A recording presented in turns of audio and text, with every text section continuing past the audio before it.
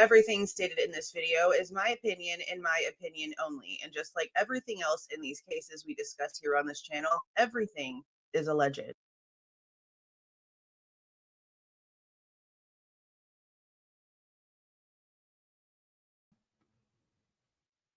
Hello! I was not expecting anything today. I actually had a completely different plan for tonight. I had wanted to talk about all the mistakes they want us to believe Bryan Kohberger made in their theory. You know, everything that the state's doing. Why is this moving when I'm moving? I don't know what's going on. So We actually got what we've been waiting for, which is even better. I do understand there's some crazy stuff when it comes to feelings because the alt perp stuff apparently is not sticking. Nothing seems to be sticking. It actually gave you notifications. Oh, boomer. 1 second.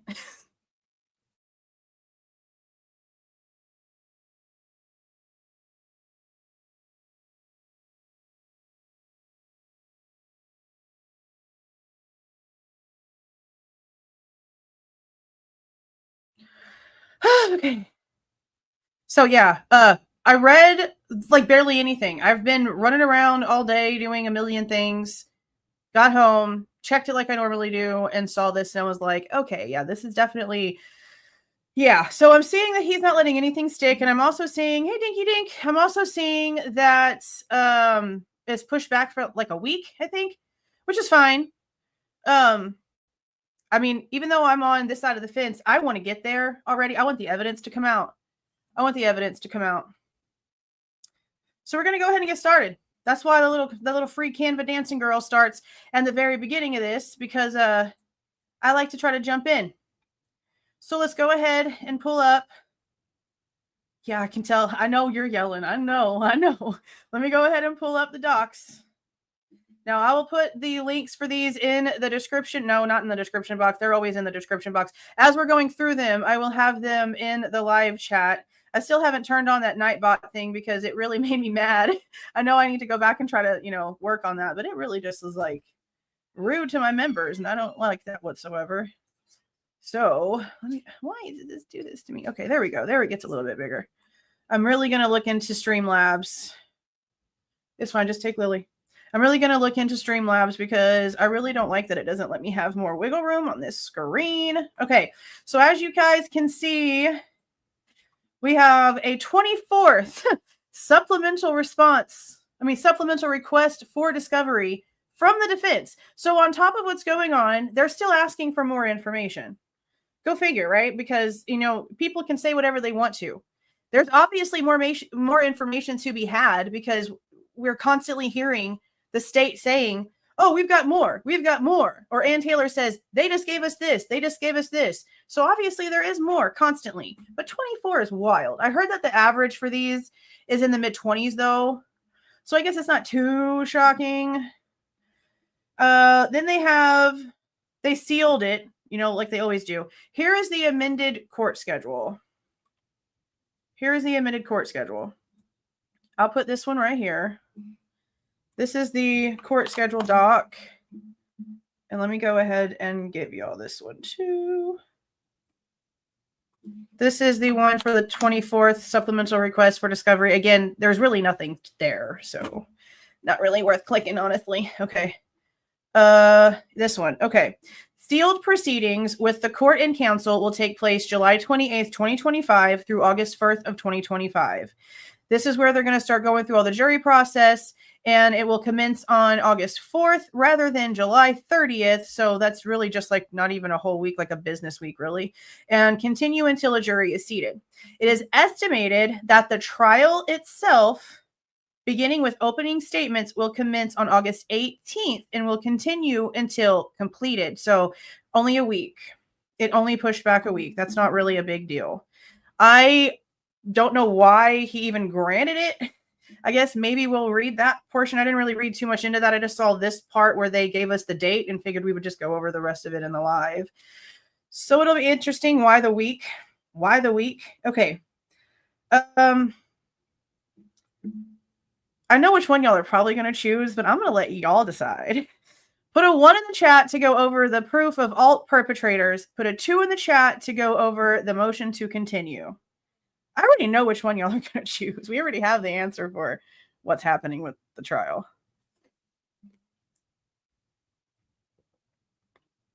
Exactly. Yeah. I knew that. I know. That's why, that's why sometimes, though, that we get a little bit, out of balance with the documents, because I know that we want the, real ones first. The rest of it we hear about in the court, when it comes to all the cray stuff. I'd rather hear them argue it so I can understand it better and us go over the details and facts we actually have out here and let them do all the other stuff. in our ears. So that's the one. We're going to go over the alternate perpetrator information first. This is a 7-page document. Let me go ahead and give y'all this one right here. Oh, yeah. Oh, well, I know which one you would have voted for anyway, so you're good. Yeah, I've skimmed through just a little. I've skimmed through just enough to know there was 4 people, but I'm really interested in this more than just the fact that it's a document because, so much of it is redacted, but from the way that it's being read, these 4 people are not like together. Like it's 2 people and then like one other person and one other person is how it sounds. So I'm not really quite sure. Car sim. Do what now? Anything about car sim? I'm not sure what that is. I thought I saw Enon Harsh's name. No, I thought I did. So who's the SH name? Okay, I told you, I just only skimmed through it. I'm actually really kind of surprised, honestly, because he was a bit wild. The first time that I saw for whatever, I'm thinking, oh my God, they went after the frat theory. But then I saw that they started separating it, and I was like, oh, maybe not. Okay. Oh, thank you for the gifted membership, Tafilla. I feel like you've changed your name. I feel like I recognize who you are, but you changed your name. Okay. So, thank you for the $2 shenanigans. Okay, let's go ahead. It's only 7 pages. We can read this whole thing. See, I was wondering whenever I saw the 4 if any of these were DNA people. That's what I was hoping to find in here. Okay, let's just read. Let's just read. Okay, introduction. The state previously moved in limine seeking to preclude defendant from offering or arguing alternative perpetrator evidence without first satisfying the applicable evidentiary standards. In accordance with the court's subsequent order on the motion, defendant filed his offers of proof and evidence in support, identifying 4 individuals as potential alternate perpetrators. The state objects to the presentation of this evidence at trial, arguing it fails to satisfy the standard under State versus Meister.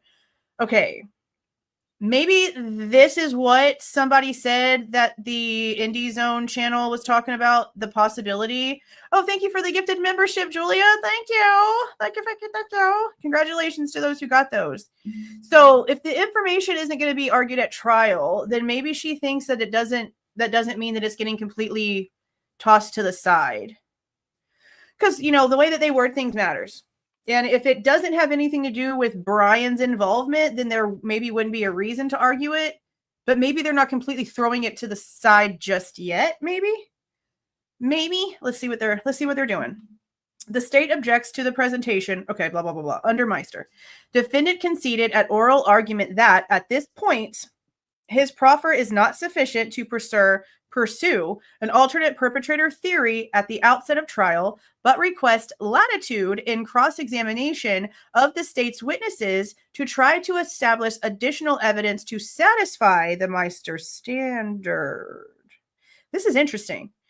So at this point in time, they can't bring the alternate perpetrator evidence into the trial itself, but they want to be able to, I guess, obtain more information towards their alternate perpetrators during the trial as these other witnesses are talking, which is pretty much the exact same thing that they've basically been stating, how they are going to use the state's information against them constantly, to try to prove their point. And, he claims exoneration. So this is basically them sort of keeping to theme, in my opinion, because he's saying the witnesses are going to come up and that's where we want to get more information because we might be able to find what we need to satisfy the Meister standard based on what these people are saying. Maybe that's what she means by that. Okay. The court concludes that at this time, defendant's alternate perpetrator proffer is inadmissible under Meister as it is irrelevant and or excluded by IRE 403. However, this does not foreclose defendant from cross-examining law enforcement regarding the reasonableness of its investigation and its follow-up on plausible leads. But can they ask law enforcement specifically about these alternate perpetrators? Or do they have to be vague and stupid about it? Thank you for the 2, Phonetics. I appreciate that. Thank you so much. I'm curious. Because, like, it'd be super crazy if, like, all of a sudden in the middle of trial, somebody on the stand says something and it's literally like the one piece that the defense needs, and Ann Taylor just screams at the top of her lungs, "Objection!" And, like, everything goes crazy. Like, I can see this playing out just as Hollywood as Steve wants to pretend that it's not. Dang. Okay, let's see if they, like, I hope that he at least agrees to, like, allowing them that, because that would be crazy. But I want to know, can they ask specifically, or do they have to be vague? Okay, standard. Trial courts have broad discretion in the admission of evidence at trial. Carlson versus Harris from 2004. The trial court acts within the bounds of its discretion when 1. Correctly perceived the issue as one of discretion, 2. Acted within the outer boundaries of its discretion, and 3. Acted consistently with the legal standards applicable to the specific choices available to it, and 4. Reached its decision by the exercise of reason. Those 4 little things we've seen in a lot of these documents here lately when it comes to this stuff. Analysis. The seminal Idaho case on the admissibility of alternative perpetrator evidence is Meister. Prior to Meister, a defendant wishing to present such evidence at trial had to first present proof of connection with the crime, such a train of facts or circumstances as tend clearly to point out someone besides the accused as the guilty party. I will pause and remind you guys, we heard in January from Brett Payne himself in the closed transcripts from January that there was a main suspect, a main lead that they were doing full-on things with, and then they got Bryan Kohberger's name and he got pushed off, he or she, it was a he, got pushed off to the side. Then the 2 pieces of information for the 2 unknown male DNA from the glove and the stair thingy came back, and they still pushed that off to the side just because the Fed said so. That should be a problem. So I don't see how, if the original suspect is part of what was, like, submitted here, they can claim that there's no proof of connection to the crime whenever they were going so hardcore. Moscow was apparently going so hardcore. I mean, I don't know if it's the same person, but they were, like, surveilling somebody enough to, like, get a cigarette to DNA test. So they were doing a lot in the opposite direction of where the FBI ended up pointing them. Like, literally. Remember, we went through and saw that they were looking like 25 miles in the opposite direction of Pullman. And then they literally just, like, flipped everything. The timeline switched, the direction of everything switched once they got that call from the feds. There was nothing pointing to Bryan before that. Literally nothing. And I say literally a lot, and some people don't like that, but I literally don't care. Remote acts disconnected and outside of the crime itself cannot be separately proved for such a purpose. Meister clarified that the Idaho rules of evidence, rather than the more erroneous Larson standard. Did I say that word right? Onerous? I don't feel like I said that word right, but we're just going to skip right over that. Control alternative perpetrator evidence admissibility. Under these rules, evidence is relevant if it has any tendency to make the existence of any fact that is of the consequence to the determination of the action more probable or less probable than it would be without the evidence. And then I guess they're going to cite things from State versus Garcia from 2020. And then the Idaho Rule of Evidence 403 governs the exclusion of relevant evidence and permits a court to exclude evidence if its probative value is substantially outweighed by a danger of unfair prejudice, confusing the issues, misleading the jury, undue delay, wasting time, or needlessly presenting cumulative evidence. There's been a lot of everything in, this case.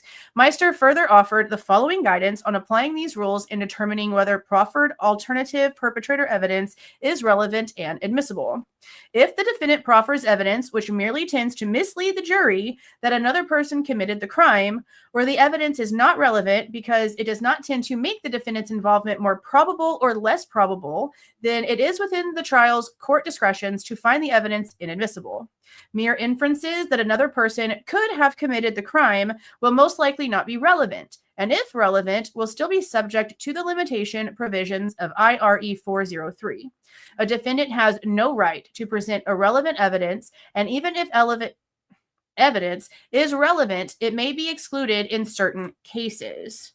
Idaho rules of evidence effectively safeguard against the admission of conjectural interferences without the lower courts needing to apply the Larson direct connection doctrine. Okay, this is where we start to get into the specifics, the very, very, very specifics. I missed some stuff over here. Oh, 5 gifted memberships. Thank you, Michelle. Thank you. Congratulations to those who get those. And don't forget that our members only live for June is this Monday. And it's usually at like 7:30. I missed something else. Thank you for the $4.99. I've got something to say. When they got the tip, they stopped investigating and started trying to prove BK was the guy. Yeah, and my biggest problem with that, besides, you know, the obvious, is the fact that, like, he literally said, Payne, that on the 19th, whenever they got the call, they didn't explain for what. They didn't explain where they got his name. He's like, they literally called and said, Bryan Christopher Kohberger is the guy that you need to look for. It wasn't until the 20th that they all got together in some sort of like presentation over Microsoft Teams was given to them from the feds. So for like 24 hours or more, they were just like, okay, they have a name. But they were never told on that day it came from the knife sheath. He says that himself. And he's going to repeat that. Like, y'all know that, right? Like the guilty people who are like, oh my God, y'all know that Brett Payne is going to have to retell that story at trial, right? That they got the phone call on the 19th and were just given a name with no explanation. Like, if they're even allowing the Fed thing in there, he's going to lie about the tip. We already know what's being said. That's the truth. And he has to at least say, and Taylor's probably going to ask, when the tip came in, did they tell you where it came from? Did they tell you where the name came from, what the tip was exactly? He's going to say no, not till the next day. That's a problem, that they can just call and give them a name and they halt literally everything, because that's exactly correct. They stopped looking at the guy that was the lead suspect that they were surveilling and getting all this information from. They didn't care about the rest of the male DNA in other places of the house. Well, they must have cared enough to take it into evidence in the first place. They cared enough to send it off to get it tested. Why did all of that stop just because they got a name from the feds with no clarification? That's bullshit. I don't understand how people don't understand how crap that is. Absolute crap.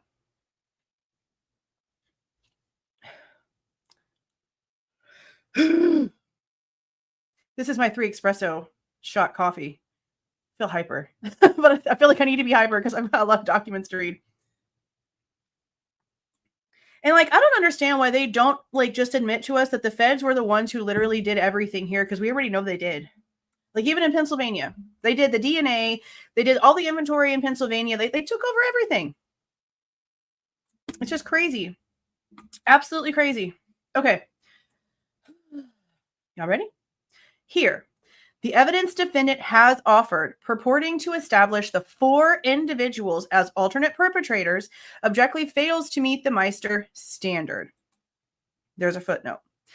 In addition, the evidence largely consists of inadmissible hearsay. Defendant contends, however, that under Chambers versus Mississippi from 1973, hearsay tending to establish third-party culpability may be admissible. I have this to say. And y'all can look this up yourselves, because I didn't know this until I started looking into grand jury situations and like what takes place. Hearsay is admissible. Did y'all know that? Like, for a federal grand jury, not only does like the defense actually get to like throw some stuff into the ring during a federal grand jury, but hearsay is legal in a federal grand jury. So considering the fact that the feds literally did this entire case, I don't see how they can just be like, okay, well, it doesn't matter. I mean, I know that they're falling under like whatever rules, but the rule that they're citing is Mississippi, which has nothing to do with Idaho. So I don't know why they can't just go to the federal thing and be like, well, if the grand jury for a federal case can allow hearsay, and the feds are literally the ones who gave us all the information, let it in. I mean, I know that that's just not going to happen and people are going to think I'm stupid for saying so. But if we really are trying to make things fair, let's just be for real right now. Namely, the evidence is entirely irrelevant. Nothing links these individuals to the homicides or otherwise gives rise to a reasonable inference that they committed the crime. Indeed, it would take nothing short of rank speculation by the jury to make such a finding. I love how right here he gives a second footnote, but then literally all of it is redacted with Sharpie. Not even put into like a system and done with like a big box, like an Adobe text box. No, Sharpie. It looks like they like attempted to, but then like it didn't work right, I guess. There's like some boxes here, but then the Sharpie goes like way over. I don't know what they were doing with this, but the footnote's completely irrelevant. We can't read anything, okay? 3 of the individuals were each socially connected to one or more of the victims, interacted with one or more of the victims at social events in the hours prior to the homicide. We'll go back up to that in a second. Wait, was that even part of some of that? Because it's like a different... Ooh. Is this footnote from like up here? The footnote continues on. Okay, you know what? They really need to learn how to like not make this so stupid. There's no reason for the footnote to continue down here in the middle of the next paragraph with all this black text in the middle of it. Like, y'all need to get it together. Okay. Let me just restart that sentence. This was stupid. I should have checked this more to see how discombobulated this entire damn thing was. Okay. 3 of the individuals were each socially connected to one or more of the victims, interacted with one or more of the victims at social events in the hours prior to the homicide, lived within walking distance of the crime scene, and were familiar with the layout of the victim's home from prior social events. Social events doesn't make it really sound like it's Jack decor. That almost sounds more like party instead of relationship, but I guess social could mean that too.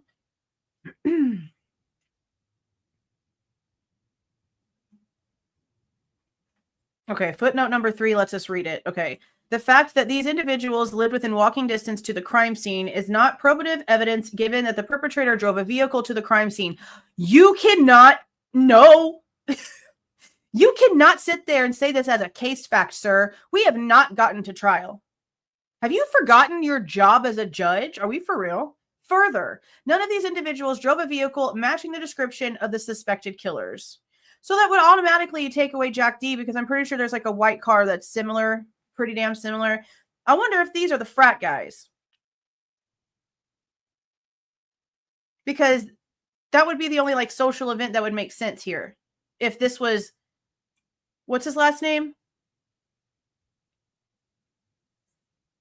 Rhymes with Roach. I wonder if that's one of them.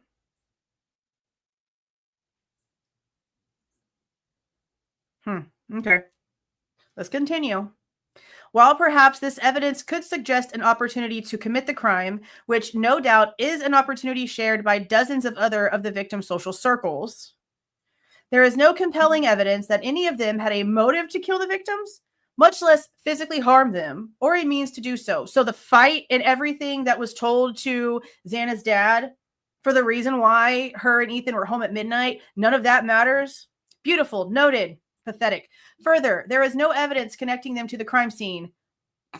Okay, you know, I'm not even going to entertain that because I know damn well that that's not the damn truth. Come on now. They have each cooperated with law enforcement, providing DNA samples, fingerprints, and allowing searches as requested. Notably, lab testing has excluded their DNA from samples taken from the crime scene and victims. Okay, so then this would be people that don't have DNA at the scene. See, that makes that even a little bit more strange, because I know damn well that regardless, there would be some of those frat guys' DNA in that house. They were there constantly. So that doesn't even make sense. I don't give a crap about cooperating with law enforcement. Well, plenty of people that are guilty cooperate with law enforcement.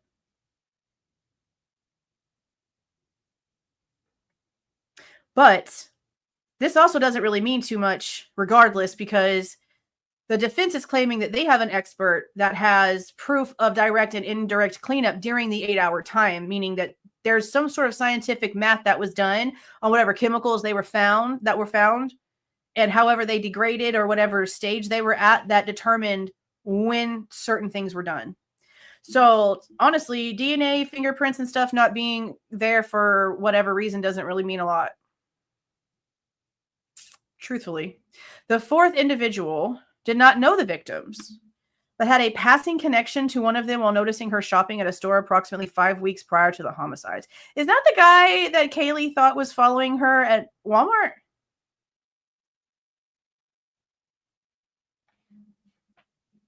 Yeah, that's who I think they're talking about here, Dink.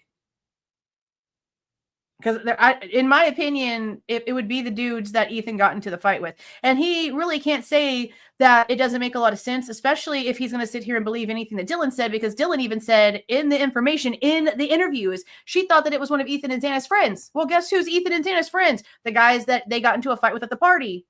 And she's claiming, oh, I just thought it was one of him leaving. I just thought it was one of their friends leaving. It's in the documents from her interviews. So even that doesn't even make a lot of sense. Thank you for the $2, Jules. I've been on a Pennsylvania grand jury. That's 100% correct. Yeah, like the fact that it's even allowed in is wild. Thank you for the 10 memberships. I've got something to say. Thank you, thank you, thank you. This is wild to me. Okay, but is that who this is? Like, I feel like this is probably like the guy. I mean, I don't remember the time that we heard something about that. But this also doesn't really mean a lot, I guess. How would they even know this information? Because if there's no connection whatsoever. Like, how would they even know this person? He followed her briefly out of the exit of the store while considering approaching her to talk. He turned away before even speaking to her. The event was captured on surveillance camera. This individual subsequently cooperated with law enforcement, provided his phone number and a DNA sample. As with the other alleged alternative perpetrators, lab reports excluded his DNA from the samples taken from the crime scene and victims, and there is no evidence connecting him to the crime scene. So I wonder, I guess it was just like surveillance footage that they were going through, probably in the self-authenticating record stuff, and they just like noticed somebody. I don't feel like that would have been the only thing that they would have used for that. Like if they really were just like, oh, this guy kind of looked at her funny, but never said anything to her. I feel like if that's what the defense is trying to use here, then that's stupid. And Ann Taylor is not doing a job worth of shit, because that just made that look like a complete joke. The other ones with connections make more sense. This is like stupid. Unless she's doing it for like a reason to like make a point, because maybe she feels like whatever they've got going with Bryan is just as stupid as what I just told you. Like, he was gonna ask her out on a date and then chickened out and walked away? Come on now. This is either completely sloppy ass work or done on purpose. That's absolutely dumb. Okay.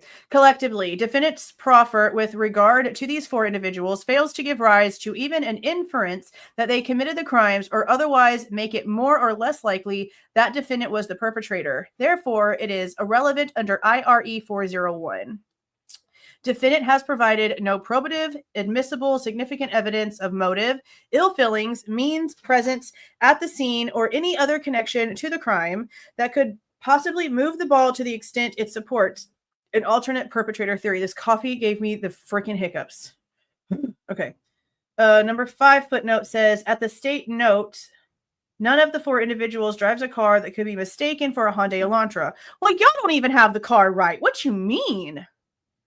What you mean? And that's, again, thinking a car is there. That's why we're going to go over the mistakes. I don't think I'm going to go live tomorrow night. Maybe Saturday now. Probably go live tomorrow night. I don't know. We'll see. I want to go over like the mistakes they're trying to tell us that he made.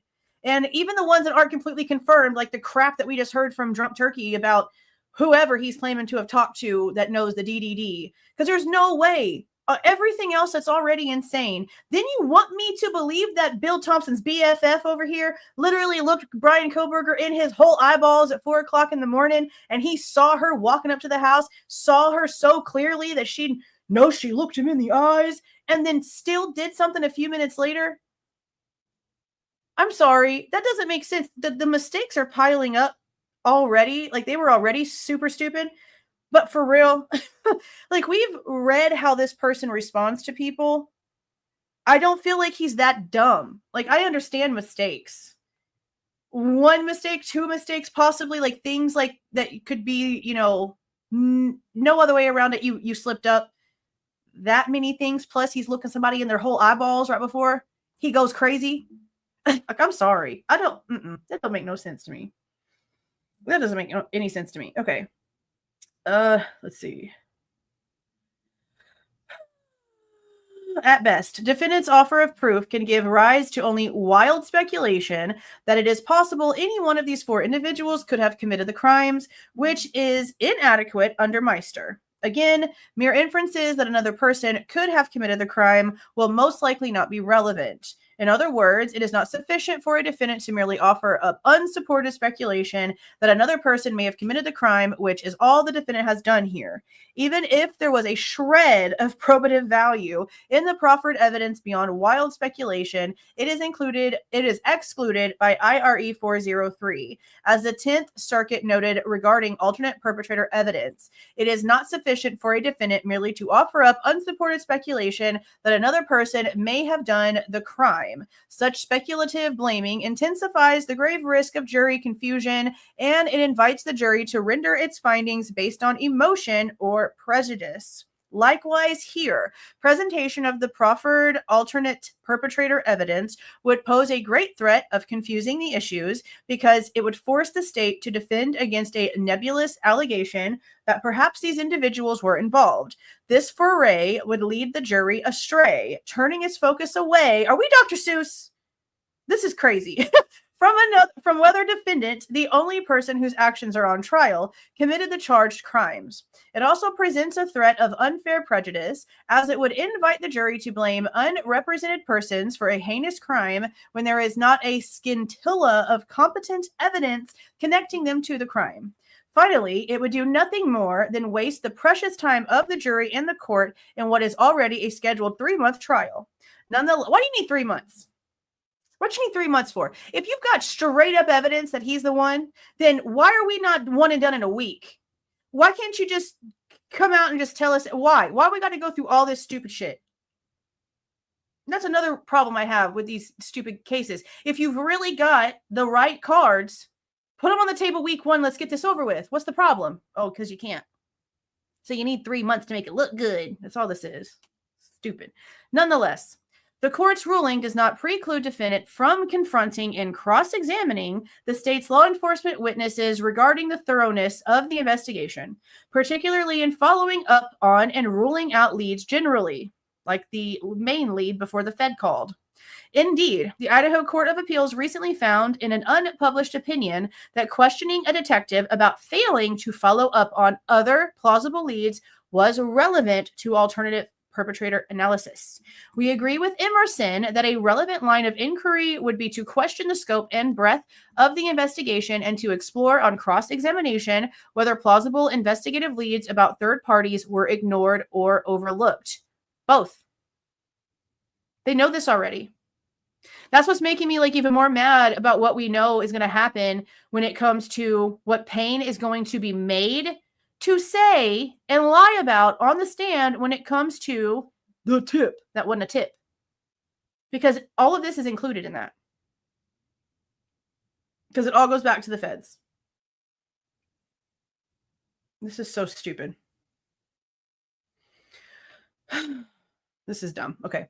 It further stated that this line of questioning may not include inquiries about the investigation of specific third parties absent satisfying Meister. So that's what I was wanting to know. If they could actually use names, give specifics about who they're asking about. So I guess not. So then it really does nothing.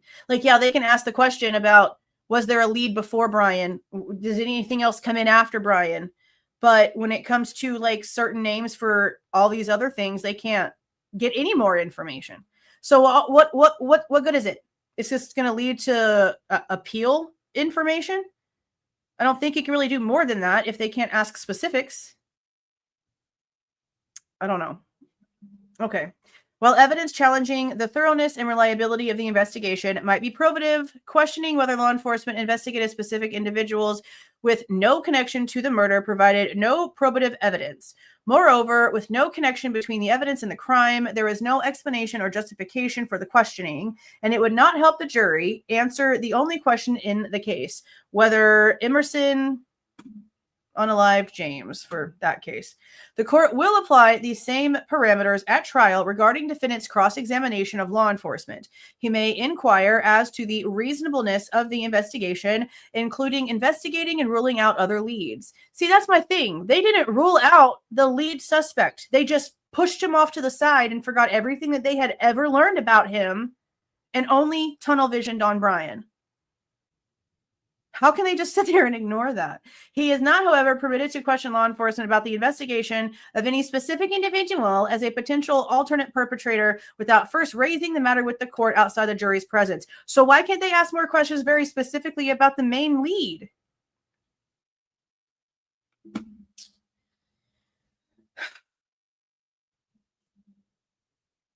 How dumb. Yeah.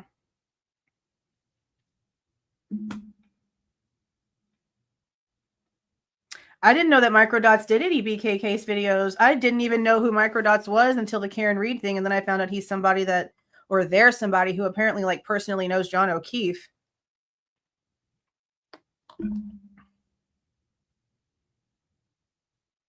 Yeah. Yes, everything about Bryan came from the feds. Everything. The phone call, the presentation, the DNA. Then they're the ones, like, I don't give a damn. They're the ones who orchestrated the Indiana stops with some sort of motive. They did something there. Those stops were for a reason. And I don't want to hear, oh, they needed to look at his hands. No, they didn't. It had been over a month. There was nothing on his hands to begin with. He went to school. There was nothing wrong with him. So it really makes me wonder, like, what was the point? Why'd you pull him over twice? What were you trying to get that you failed to do the first time? Because they were following him. They had him at the CVS in Pennsylvania on the 16th, the day after those stops. They're also the ones who did the forensic download of the phone. They're the ones who took his cheek swabs whenever they arrested him. They're the ones who did the inventory of the house. Like, I don't give a shit what anyone says. The feds were the lead investigators on this case. They were the leads, and Moscow were the damn puppets. Absolutely wild. Okay, so this is the one for the motion to continue. I'll be honest. When it comes to some of the things that they argued, I don't really want to read a lot of it. Because this is like 20 pages and a lot of it is case law, and it's the stuff that we sort of heard them argue in the hearing. But it's basically all the same stuff. It's all about his rights. They're not going to care. I mean, you can see right here, if the defense counsel was truly struggling with discovery review, this motion should have been made with the claimed problem. Well, they tell you every time there's a new hearing that they're getting terabytes of new evidence. So it's literally just like he doesn't give a shit to even pay attention.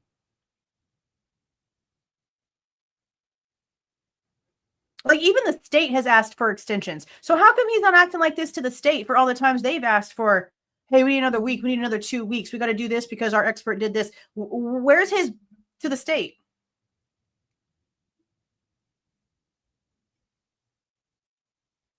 I'll read this part. And then I want to see if there's anything in here about the leak, because the leak was part of the whole reason why that paper got turned in whenever it did get turned in my opinion. I think it was already written out, but that leak just sort of like pushed it. You know what I mean? Okay. Defendant first contends, A, defendant has not demonstrated a continuance is warranted to review discovery, but he gave them another week. And if I find out just like skimming through this, because I'm telling you, I'm not reading all this 20 pages. I'm probably going to read all these 20 pages. You know what? We just going to do it. I don't really care. We just going to read it. If y'all hang out the whole time, y'all hang out. If y'all don't, then that's cool. We just going to go ahead and read this whole thing because that's what we normally do here. Redacted memorandum decision and order on defendant's motion to continue. Can I make this bigger to where y'all can see it better? Probably not because this thing hates me. Woo. Okay. Before the court is defendant's motion to continue the trial in this matter. The basis for the motion is threefold. First, he asserts that the volume of discovery continues to pose a challenge to his counsel's ability to timely and meaningfully review all of it.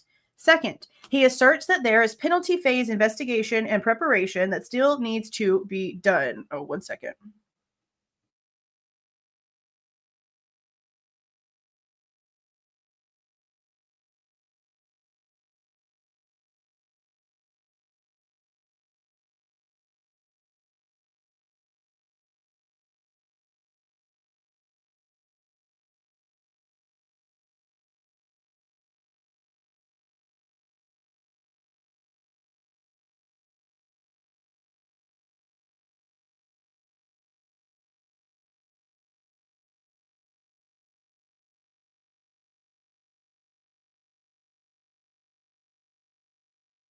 Okay.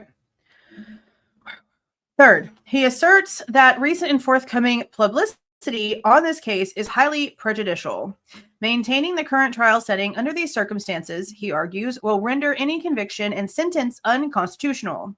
The state responds that defendant's motion is untimely and he has failed to show either good cause for continuing the trial or prejudice that would result from maintaining the current trial setting. Now, I know that they're trying to use like the media stuff, but I do agree that trying to put it on hold because the Amazon thing is coming out or the Patterson book is coming out, unless they actually put an order in somehow that this kind of bullshit is not allowed until trial, then they can literally use that as an excuse for eternity. Because every couple of months, some big name drops something and it starts the whirlwind all over again. And that's not going to stop unless some judge does something about it. So unfortunately, as much as I know that it's not good and it's horrible that these lies are still being spread about literally everything, unless somebody puts a stop to it for real, then we can't really use that as anything because, again, it'll just go on forever. Okay. Oral argument of the motion was held on June 18th, 2025, after which the court took the matter under advisement. The court finds a continuance is not warranted as defendant has not made a showing that there is good cause to continue the trial or that the substantial rights will be prejudiced by proceeding to trial as scheduled. There's a first footnote. Defendant filed some of his supporting materials ex parte. While the court is not convinced that much of his filing is necessary or appropriate to be treated as ex parte, the court will nevertheless, in an abundance of caution, issue a redacted and unredacted version of this order, with the state only receiving the redacted version, given that the court is denying the defense motion. Wow. So even the state doesn't get anything better than what we are getting? Because this is redacted right here. Is there anything else? Right here. That's crazy that even the state's getting a redacted version. Okay. Standard. A motion for a continuance of trial is addressed to the sound discretion of the trial court. And then he cites State versus Ochoa from 2022. On discretionary matters, the trial court must... The same four things we've been reading every time. Okay, analysis. Under Idaho law, a criminal defendant seeking a continuance of trial must demonstrate that his or her substantial rights will be prejudiced absent a continuance. And then State versus Kegel from 1995 is spoken about. Unless an appellate shows that his or her substantial rights have been prejudiced by reason of a denial of his or her motion for continuance, appellate courts can only conclude that there was no abuse of discretion. If YouTube does anything to my video because I'm using real words, it's going to be really interesting because I'm not even playing with them anymore. Trial judges necessarily require a great deal of latitude in scheduling trials. The burden of assembling the witnesses, lawyers, and jurors at the place and time for trial counsels against continuances except for compelling reasons. There are no mechanical tests for deciding when a denial of a continuance is so arbitrary as to violate due process. The answer must be found in the circumstances present in every case, particularly in the reasons presented to the trial judge at the time the request is denied. And I guess there was a Doe case that they took some information from. And that case ended up quoting a different case from 1964. Where a continuance is sought based on the late disclosure or discovery of evidence, the alleged tardiness of the discovery must be shown to sow prejudice. What? Shown to so prejudice the defendant's case. Okay, now I understand. Okay. Shown to so prejudice the defendant's case preparation that a fair trial will be denied. So you've got to put the emphasis where it needs to be, or else sometimes you just don't understand what the frick they're trying to say. State versus Tapia from 1995. The bare claim that additional investigation could have been conducted is not sufficient to demonstrate unfair prejudice as to support a motion for a continuance. Additionally, where a continuance is sought for the potential receipt of evidence from further investigation, the motion is properly denied if based on speculation. Defendant argues a continuance is necessary for him to sufficiently review relevant discovery, conduct a full and complete investigation of mitigation evidence, particularly claimed newly revealed evidence that allegedly raises red flags, and remedy the prejudice prejudice caused by recent and upcoming inflammatory publicity and the alleged leak of information to the media? Hold up. How dare you, sir, sit here and say alleged leak whenever you're the one who came out here with all these documents putting blame literally on the prosecution? Frick you mean allegedly? Moving forward with trial, he warns, will violate his rights under the United States and Idaho constitutions to due process, to be free from cruel and unusual punishment, to a fair trial, to effective assistance of counsel, to present a defense and confront witnesses, and to a fair and reliable sentencing determination. Absent from defendant's materials, however, is any good cause for the continuance or legitimate showing of prejudice should the trial proceed as scheduled. There's a second footnote. Hella long. Defendant specifically cites to the 5th, 6th, 8th, and 14th Amendments to the U.S. Constitution and Article 1, 6, 7, 8, and 13 of the Idaho Constitution. Notably, defendant does not argue that the Idaho Constitution provides any heightened protection that the U.S. Constitution with regard to the rights cited. Thus, the court will not engage in a separate analysis under the Idaho Constitution.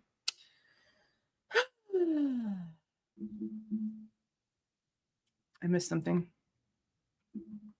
Welcome, JLL. Welcome, welcome, welcome. Oh, welcome, welcome, welcome. Okay. Is this the same thing that we just read, though? Do they just? No, that's the analysis. Okay. All right. Yeah, this is where I started getting aggravated. Okay. A. Defendant has not demonstrated a continuance is warranted to review discovery. Defendant first contends that the vast amount of discovery in this case renders it impossible for the defense team to review the necessary and relevant discovery in a manner that allows for it to be comprehensively integrated into his defense. He further argues without any support or explanation that there are a myriad of issues that continue to arise from the state failing to comply with discovery and expert disclosure deadlines. A continuance, he argues, is necessary for counsel to mount an effective defense. And there's a third footnote. And it just says to see the order on defendant's motion to strike the death penalty and adopt other necessary procedures from back in April. Okay. The court, however, rejected the same argument 2 months ago when defendant sought to strike the death penalty and impose discovery obligations upon the state. And now we have a fourth. I'm going to assume it continues to the next page. Of course it does. Okay. I mean, wait, I'm lost. Wait, what happened? What number was that? Oh, okay. So this was number 2. Number 3 is right here, like underneath number 2. Okay. Number 3 is defendant continues to complain of the state's discovery violations, but to be clear, the court has found no such violations by the state. This needs to have a separation. I really didn't even notice that it was part of that. Okay. The court, however, now we get to number 4. Okay. That's where it says to see the defendant's motion to strike the death penalty. Okay. Now we're back on track. In its order, the court observed the utter lack of any proof supporting defendant's accusations of discovery violations by the state. More importantly, the court found defendant's complaints of being unable to meaningfully review discovery entirely unconvincing, pointing out that counsel struggled to articulate in any meaningful way what evidence, let alone relevant evidence, counsel had been unable to review over the past 2+ years, and why efforts to facilitate discovery review were not made long ago. What? Hello? What number are we on? 24. What about 24 supplemental requests for discovery? Do you not comprehendo? What? What do you mean? Y'all should have got together and figured this out before. They've been trying 24 times. What? What? It's like he's in an alternate reality. He's in an alternate reality. Or he's paid. One of the two. This is stupid. This is dumb. Okay. Footnote number 5. Defendant's continual reference to the number of terabytes of discovery produced in this case is not helpful without providing a meaningful explanation of what that data... Oh my God. Tell the state to do it. The state is the one who sent them all that stuff. Why does the defense have to come out here with a meaningful explanation of what the data is? Shouldn't the state have to explain why they're the ones wasting time if it's not relevant? How much of the damn self-authenticating records did we see get removed? Bro, I'm getting angry. This is stupid. This is so dumb. Okay. Indeed, it was discussed at the April 9th, 2025 hearing in this case. It appears that most of those terabytes consist of extensive video surveillance from local businesses and residents that show nothing of significance. So again, why are you not telling the state? Why'd you give them all this bullshit? Why are you wasting everybody's tax dollars? That's what this should be stating, okay? In fact, the state indicated at the hearing that much of that discovery is completely irrelevant and stipulated that it is unaware of any Brady material in the video surveillance footage other than it's specifically identified in motion practice. Given that the state has identified all its trial exhibits, the defense cannot be unaware of all of the incriminating evidence in the discovery. Finally, it should be noted that it was defendant who early on demanded that the state provide all investigative materials, no matter how irrelevant or unhelpful. But you still need to be asking the state why they had so much bullshit still labeled as evidence. Why did they keep a bunch of stuff in the files that meant nothing? It's not the defense's fault. They're going through everything as the state is handing it to them. This is just as pathetic as whenever he went like off on Ann Taylor, or maybe it was Eliza, probably both of them, about how unorganized everything was. They literally said they left everything the way that the state handed it to them, so as to not confuse the record. And again, the defense is the one getting blamed for the disorganization.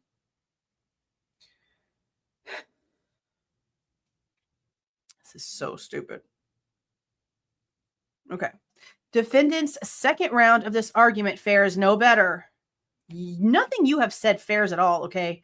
He again fails to identify any relevant discovery that his counsel has yet to review. How the frickin' frick does he know what it is if he hasn't reviewed it? How can he tell you what it is if he hasn't seen it? What? Number 6. The only discovery counsel claims that have not fully been reviewed are all of the thousands of tips provided to law enforcement. She argues these tips may lead to the discovery of evidence of an alternate perpetrator. I thought we already did all of that. The deadline for presenting alternate perpetrator evidence has come and gone, with no motion by the defense to extend it. You wouldn't let him anyway. Further, to offer alternate perpetrator evidence, defendant needs far more than an unsubstantiated hearsay tip that another person could have committed the crime. You're annoying me. You're annoying the shit out of me. Okay, where are we at? He also fails to identify any steps his counsel has taken, particularly since the court's prior order to aid in processing the yet unreviewed discovery. They don't even know whenever they're going to be getting any. Literally, I think the last time we heard about it, Anne said that she had just been told that morning that she had to go by and pick up more stuff that afternoon after court. Like, his blame here, he can have all the disgust he wants for the defense. I don't care. But he needs to be putting just as much on the state, because this is stupid. Okay, there's a 7. Okay, footnote number 7. At the hearing on defendant's motion to strike the death penalty based on his counsel's alleged inability to process discovery, the court suggested several options counsel had to obtain assistance in discovery review. There was no evidence that defense counsel has exercised any of these options, nor has there been any good explanation of why counsel had not sought additional resources to process. Y'all put them on a limited budget. Y'all just completely restructured the entire thing. Yes, they have a separate contract. There was a special meeting and Ann Taylor got a special contract. But y'all, the state has stopped them from doing any of that. Like, wasn't that the whole point of what they just did, was to not allow them to have all these resources? He's literally blaming them for what the state agreed to do. I am like getting aggravated. I'm getting so aggravated. This is so stupid. Wow. The failure to do so suggests a recognition that this discovery was extremely unlikely to bear fruit. The contracts don't allow. Y'all literally got rid of like half of everyone's staff on purpose. And now it's their fault that y'all decided to do that? This is gross. This is stupid.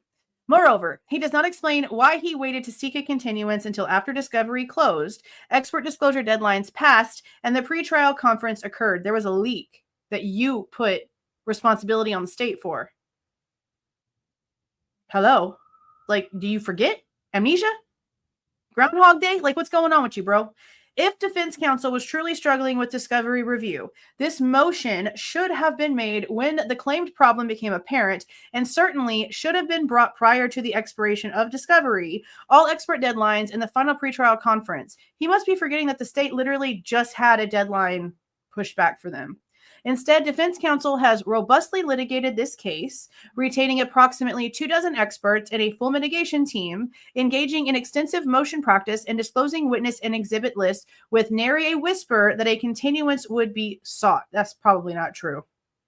It might not have been on paper, but let's be so for real. These actions belie his counsel's ongoing and ultimately empty discovery complaints. There's an 8th footnote. Relevant here, too, is the fact that defense counsel did not argue for a continuance as an alternate remedy to defendant's attempt to strike the death penalty because of counsel's alleged inability to get through the discovery. This highlights that his claims regarding the volume of discovery were used as a tactical sword, untethered to a serious legitimate concern about the ability to be prepared. The hearing in May, literally, Anne stood up and said, I have to go by and pick up more. Or we just got more. Like, it literally was happening that day. It's like he just forgets that he's even in the room. Without more, the court can only conclude that defense counsel is using the volume of discovery measured in terabytes as a tactic. I already, whatever. Perhaps even more problematic and more telling is the utter failure of defense counsel now or at any time to specify not only what needs to be reviewed, but more importantly, when that review would be complete and defendant ready for trial.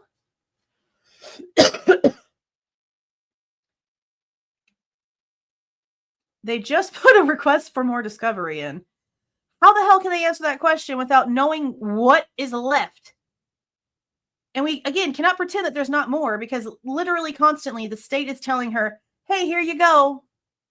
Fix this disorganized, disgusting, discombobulated mess this time. Here's another one.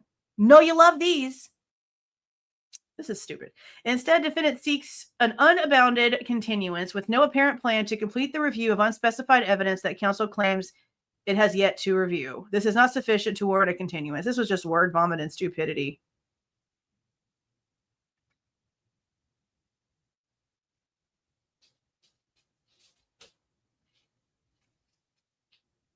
Okay, this is odd. Okay. Defendant has not established a continuance is necessary to conduct a more thorough life history investigation and identify necessary experts. Defendant next argues he needs additional time to investigate and prepare mitigation evidence, which he contends is necessary to uphold his constitutional rights, particularly those under the 8th and 6th Amendments. Specifically, the defense team claims that, to be effective, counsel must conduct an exhaustive and comprehensive dive into defendant's life history for additional mitigation evidence, analyze the information into a cohesive narrative for the jury, and identify any additional behavioral, cultural, scientific, and or mental health experts that may be necessary to develop the mitigation presentation. That's y'all's fault. That's y'all's fault. Because, you want to know why? Because they asked for y'all to do this in 3 parts, and y'all chose not to. Instead, y'all wanted to keep it into 2 parts, which means that all of this unnecessary work is having to happen right now, because instead of letting them focus on the actual trial, y'all instead wanted to give them just as much stress for the maybes. So again, he's about to complain about something that is, again, the court's fault, because the defense tried to not have to do any of this right now. And they were told no. So let's just keep that in mind. Despite having hired a mitigation team 2 years ago, defense counsel contends that recently discovered what. See what I mean? Why do we not have this information? Why do we not have whatever this is? This is insane. I can't even try to figure out what this is trying to say here. Discovered blank have raised red flags that defendant may have all of this scratched out stuff. According to defendant's primary mitigation investigator, attorney blank and blank, her team of 4 have been diligent in their investigation into defendant's life history, but there have been all kinds of blanks. She believes that with time, she will be able to overcome these barriers by whatever the frick that says. What could this possibly be? What could this possibly be that they're not telling us? And that the state also doesn't get to see, because the state's getting this one. So what does this all say?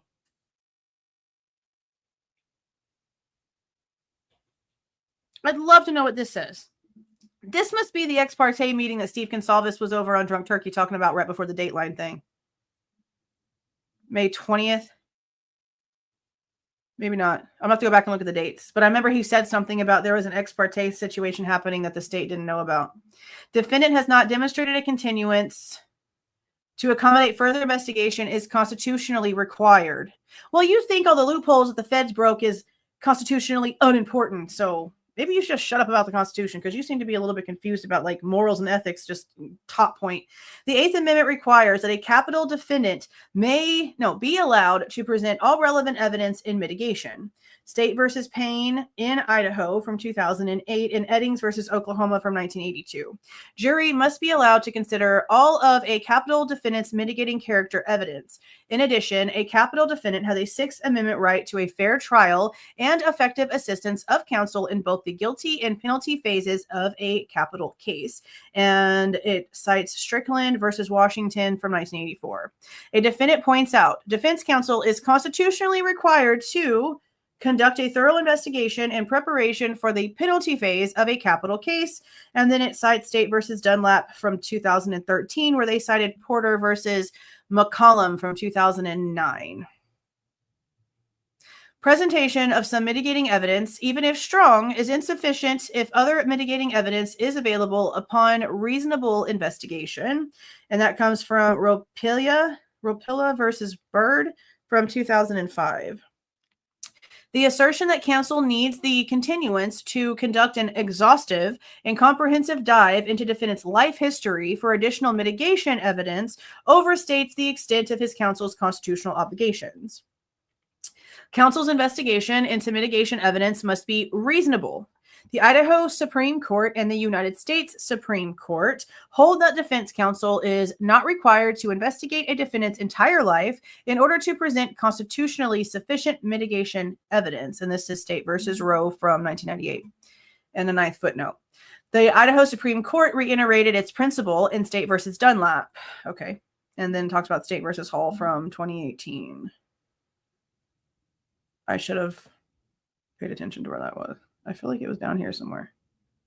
No, that's Tim. There it is. Wiggins versus Smith from 2003. We emphasize that Strickland does not require counsel to investigate every conceivable line of mitigating evidence, no matter how unlikely the effort would be to assist the defendant at sentencing. While defendant notes that the ABA guidelines for mitigation function of defense teams in death penalty cases urge counsel in death penalty cases to conduct an ongoing, exhaustive, and independent investigation of every aspect of the client's character, history, records, and any circumstances of the offense to meet their constitutional obligations. Courts look not to what is prudent or appropriate, but only what is constitutionally compelled. State versus Dunlap from 2013, quoting Berger versus Kipp from 1987, and then also Hall versus State in 2011, rejecting argument that heightened procedural safeguards should be employed at discovery in capital cases. And we have a 10th footnote. Although, as the state points out, the Idaho Supreme Court has declined the invitation to adopt these guidelines. State versus Porter from 1997. The Idaho Public Defender statutes adopted in 2023 requires the state public defender to implement two ABA guidelines for defendant attorneys delivering indigent defense services.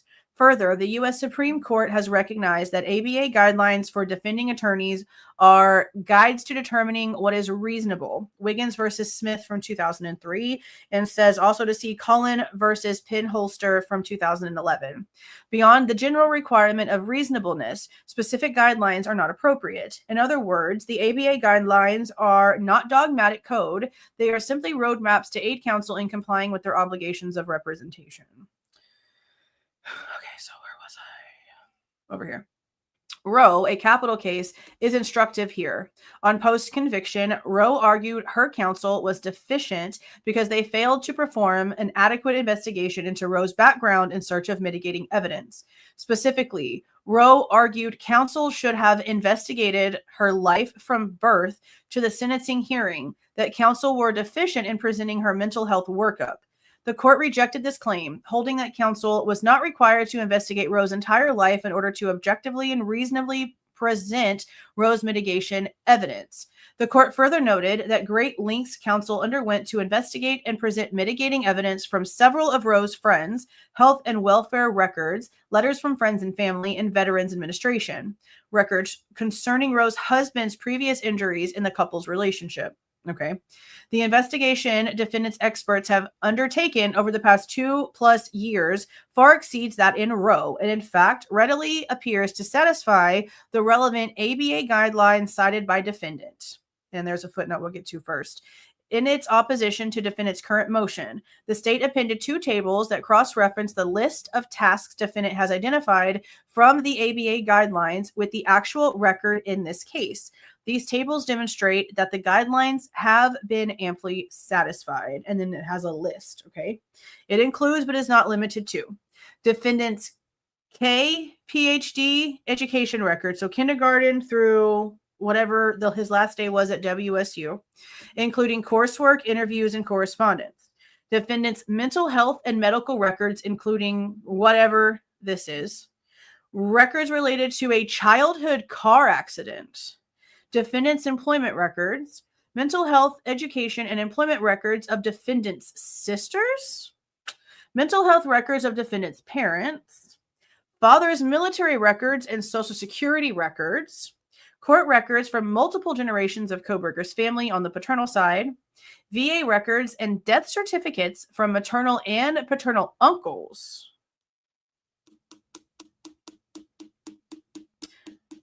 That one's interesting for a reason. I'm going to leave that alone for right now. Multiple interviews with defendant and each immediate family member. Interviews of 2 of defendant's 4th grade teachers. 4th grade teachers. Former boxing coach and psychologist who evaluated defendant in 2005. That's a long time ago. Interviews with multiple members of defendant's extended family on maternal and paternal side. Interviews with defendant's professor and advisor at DeSales University. Interview with defendant's former coworker. Just one? Uno? Interviews of at least 1 family friend and letter and jail calls between defendant and his family. Those are going to be interesting. If those ever come out, those are going to be interesting. But we also know there's communication. And a lot of times, some of the other side tries to act as if his family isn't talking to him or doing anything at all. So at least this shows there is communication, which we sort of already knew that because they really want to be there. They want to support him, which is what they keep claiming in court. So that's important too. It is evident from the reports of defendant's mitigation experts, Dr. Orr, Dr. Ryan, and Dr. Brahms, I wanted to say Brahms, that they have developed an expansive understanding of defendant's family, environment, social development history, family history, both nuclear and extended over multiple generations, educational history, and mental health and medical history. From this evidence, these experts have rendered several current diagnoses and identified other diagnoses for which defendant met criteria at some point in his life. Despite such an extensive investigation, defendant claims additional investigation is warranted to identify 1, whatever this is, and 2, what the frick ever that is. Why can't we just know that? What is so wrong with that sentence? I don't feel like that could be something specific. But I guess if it's for what they claim they need more time for, I guess it is. That's crazy. Okay. However, defendant has not established that such an investigation, my ring's backwards. Such an investigation, is it? Yeah. Such an investigation is constitutionally compelled, particularly given the extensive work already completed. Rather, the claimed need is based on unqualified speculation by a long-ass sentence that's blocked out. Defendant has not offered any declaration by any of his disclosed mitigation experts opining the same, nor has he pointed to anything in their expert reports that would support blank speculation. What is the speculation? As noted, a continuance of trial is not warranted to chase down mere speculation that potential evidence exists. Further, defendant has not set forth a plan for continued investigation, how much time it will take. I can't stand him right now. What his team expects the investigation will reveal, why it is necessary to uphold his constitutional rights, and why these matters are only now being raised with the court. I don't understand this sentence right here, because all of these freaking ass redactions tell me they know exactly what they're looking for. Okay. Right? Like, I feel like that's, if it's redacted, it's specific. So I don't know why you're trying to say that right there. Maybe the rest of this, if they haven't presented any information to the court about it, but we know this right here, because that's the whole reason why you're like saying no. Okay. So you're full of shit. You're full of shit. Additionally, assuming guilt is found, the penalty phase of the case will not begin until late October or early November. Thus, there remains significant time for blank blank and her team to continue their investigation and to supplement expert disclosures if warranted. They're not giving us the mitigation lawyer. I mean, we don't really need to know, but it's interesting. Oh my God. All of the blanky blanks. One. This is crazy. Number one. Blank speculation that defendant blankety blank blank blank is simply that. Speculation built on circumstantial evidence, and then crap tons of blanks. In a second declaration submitted June 16, 2025, more blanks in the footnote. But they leave this portion. So blankety blank blank blank conditions, which are currently attributed by his own mitigation experts to his ASD, OCD, and or ADHD, are consistent with childhood trauma. And 5, there is evidence of poverty, both generational and familial. I'm sorry? I know that his parents filed for bankruptcy. Okay, when I managed a diesel shop, literally every owner operator or like parts owner that I spoke to said that they filed for bankruptcy like every 2 or 3 years because the government lets you and it cleans their record. It's not a big deal. It's a tool, honestly. Been thinking about it myself, if you want to be for real. So I've seen the house. They live in a gated community, in a big house, in a private gated community. What do you mean poverty? What do you mean poverty? They live better than me. So what you mean? I don't see how that can be relevant to this. Unless like generations before him were really poor and just like his family got it together, because that's a nice house. It's a nice house. According to blankety blank in a 14th footnote that's probably blanked out too. Holy crap, they all are. We're never going to get any information on this, are we? I mean, maybe eventually, I guess. Notably, missing from blank declaration is any indication as to how she intends to confirm her suspicions or how long she expects it to take, be that months, years, or even decades. And everything's blacked out. Defendant has been subjected to multiple lengthy interviews by several different experts over the past 2 years. Those are going to probably end up coming out on videos. There's going to be like a lot of the stuff that's been going on over the past 2.5 years that's going to slowly come out. After everything is done, it's going to be really interesting to watch all this stuff. Based on the expert reports reviewed by this court, a whole blankety blank blank blank, defendant's family has likewise been extensively interviewed, and there has been no report that blah, blah, blah, blah. None of defendants blah, blah, blah have raised the alarm that da, da, da, da, despite having the same information blank relies on. Holy crap. Okay, I'm going to stop for a second, and I'm just going to look over here for a minute. I want to see what you guys are thinking. This is what I'm thinking. Because I'm going to tell y'all now. The Chapin's filed bankruptcy? I mean, look, it's a tool, bro. I don't care. It's a tool. I'm already paying a mortgage. Okay, my student loans ruined my debt to income ratio. I know, side note, okay. My debt to income ratio to get a mortgage loan was chef's kiss perfection until you put in my student loans, okay? And because I'm on an IDR, income-driven repayment plan, I don't pay what the biggest amount should be. So because I'm on a certain plan, they can't calculate that into my actual debt to income ratio. They have to take 10%. So $60,000 in student loans, they add another $600 onto my bills for the month that they put into the debt to income ratio. And it throws my debt to income ratio into insanity to where I could never get a regular mortgage. Now I have one because I lucked into something. I've been looking into bankruptcy, okay? Ain't no shame in nothing. It's a tool that businesses use all the time that they don't tell you about because they want you to struggle with this fake-ass credit score boo-boo, okay? You should look into it. People that have issues with their credit should really look into it. So that don't matter. It don't matter to me. The Kohbergers filing for bankruptcy, that don't matter to me either. They got a nice house. They live in a gated-ass community. But I'm really curious because I've said from the beginning, That's what I think. Thank you for the 199. I've got something to say. That's what I think. Because I said, there ain't no way in hell you just jump to H as a teenage child. Okay. I mean, I'm sure that there's whatever, but that's wild. Okay. That's wild as a teenager to just be on that. That's insane. I feel like I missed some other stuff. Thank you for joining, Madison. Thank you for joining, April. But yeah, no, I think you're right. I think that's exactly what they're alluding to.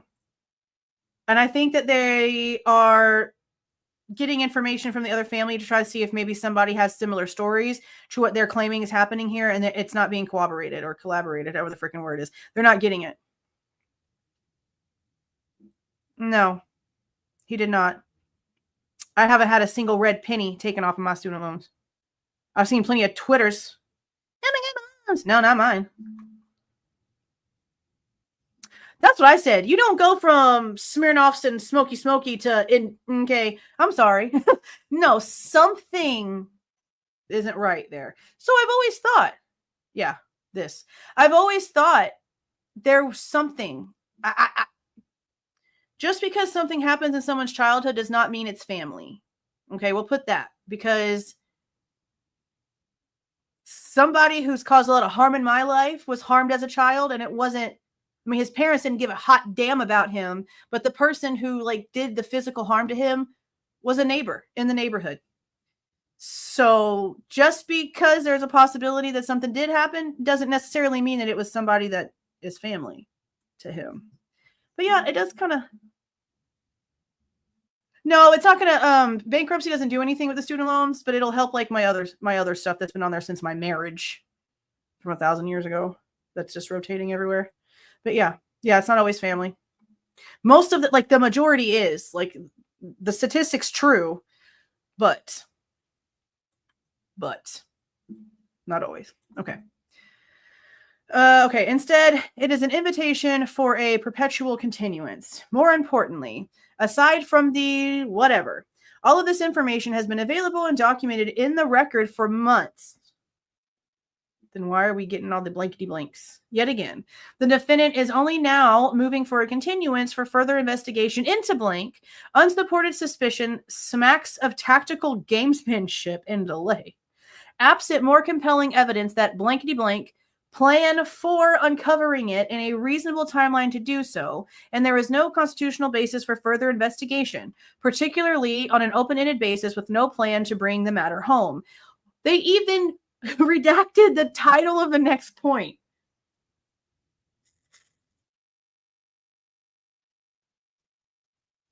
Bro, for real. Yeah. This person that hurt this person was a day drinking buddy of this guy's parents. Yeah. I love how they don't even give us the point title, but whatever. Okay. Counsel's argument that more time is needed to investigate whether blank likewise squarely unsupported.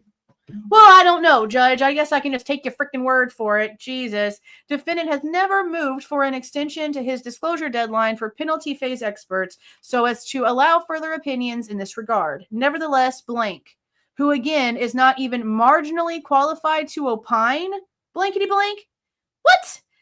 Who is this person? If it's the mitigation expert person, I'm sure that they are very qualified. And if it's not, then who are you blankety blanking? Blankety blank believes that there is evidence that blankety blank and seeks additional time to unearth it. Her support, which she has not provided to the court, blankety blank blank blank. Again, not one of defendant's blank experts. We can't even know the freaking type of expert. Okay, who have had the same information blank has identified, has submitted a declaration stating that they may change their diagnosis based on further investigation blank. Rather, it is based on blank speculation that further investigation might change blank. Such speculation is not grounds for a continuous blank, blank, blank, blank, blank, blank, blank. Holy crap. This is annoying. This is so stupid. Okay. Not only is there a lack of support in the record for blank anticipation that more investigation into blank to change their minds blank, and her team and defense counsel would have known since November of 2024 that blankety blank blank blank. Neither the defense team nor blank have articulated what efforts they have made, if any, since that time to understand the basis of blank. Further, this is getting stupid. Further, they have not indicated what plan they have to obtain this information if a continuance is granted or how long it would take. Blankety blank blank blank. In sum, yeah, because we really understand what the frick's going on here. Defendant has not demonstrated that a continuance for further investigation into potential mitigation evidence is necessary to uphold his constitutional rights. The right to present mitigation evidence and the right to effective assistance of counsel do not necessitate an investigation of his entire history. They simply require that the investigation be reasonable. It's literally a full investigation of 3 generations back. That's like the minimum standard. So what you mean? What you mean? While easily available, mitigation evidence cannot be ignored. Defendant's briefing demonstrates that the evidence they are have attempted to obtain, is far from easily available, and in fact may not even exist. How do you know? Further, the evidence prompting the need for further investigation has blank. It doesn't even flow right. Like, this doesn't even work.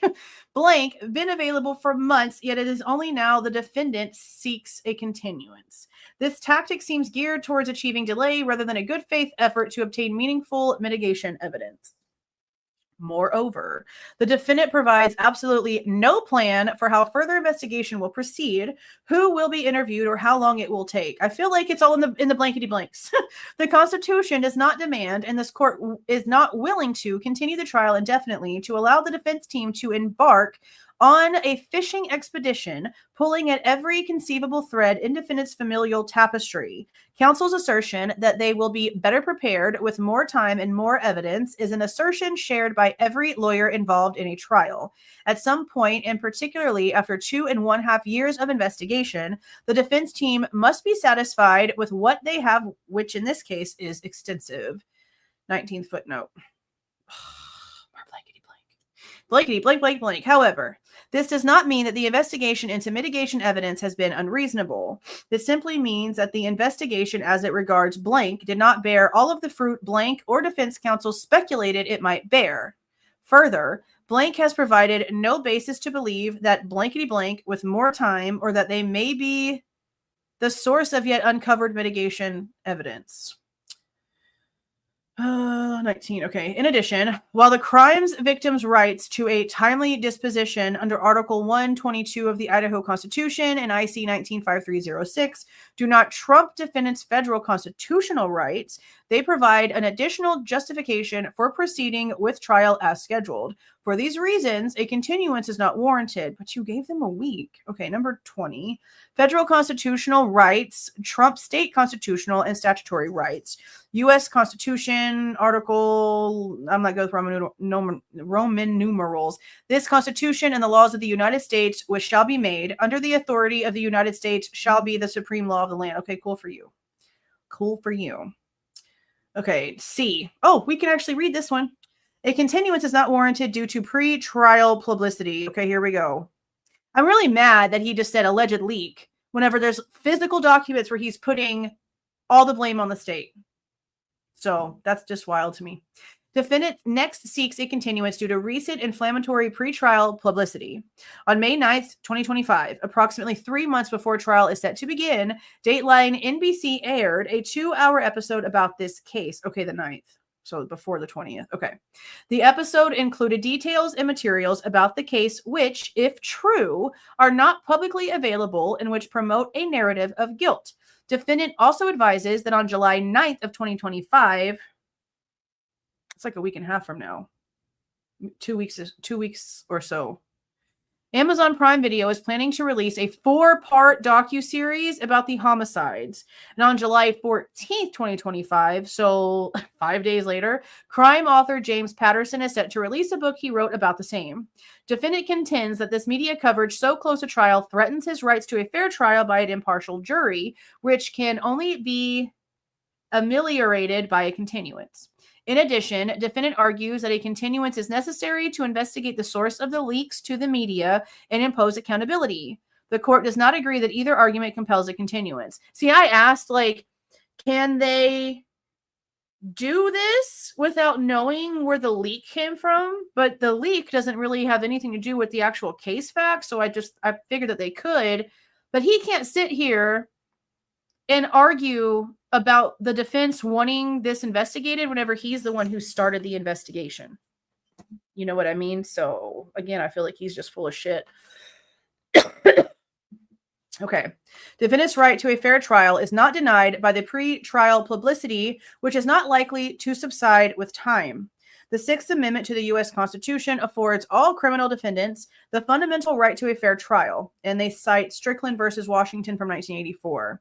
This includes the right to have impartial jurors who know as little as possible of the case, good luck, decide the defendant's guilt based on material admitted into evidence before them in a court proceeding, uninfluenced by extrajudicial statements. Yeah, that's not going to happen.